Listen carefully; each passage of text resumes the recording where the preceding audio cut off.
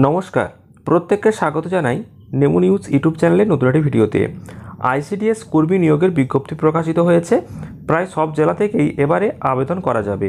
হাইকোর্টের তরফ থেকে আজকে কিছুক্ষণ আগে একটি বড় ঘোষণা করা হয়েছে। এছাড়াও অঙ্গনওয়াড়ি সুপারভাইজার পদেও নিয়োগ করা হবে।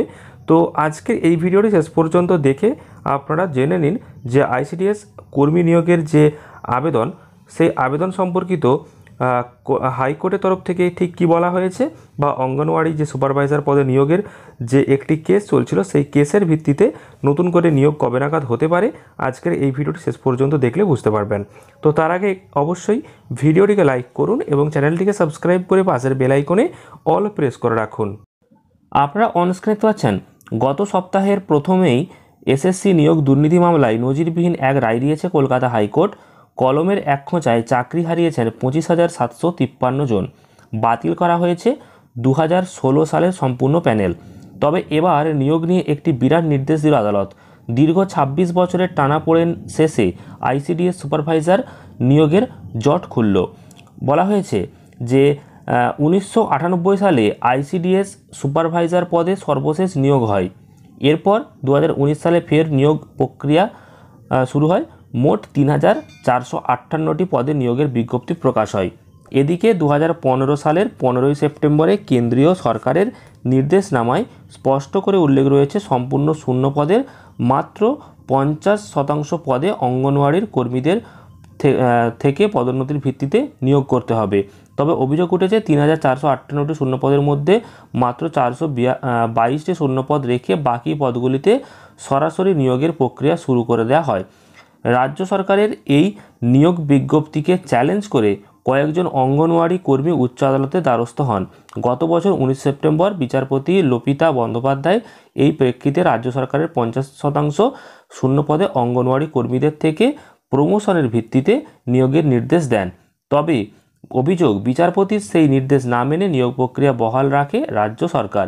এদিকে অঙ্গনওয়াড়ির কর্মীদের পদোন্নতির ভিত্তিতে সুপারভাইজার পদে নিয়োগের জন্য একটি পরীক্ষা হয়। প্রকাশিত হয় 1152 জনের একটি মেরিট লিস্ট।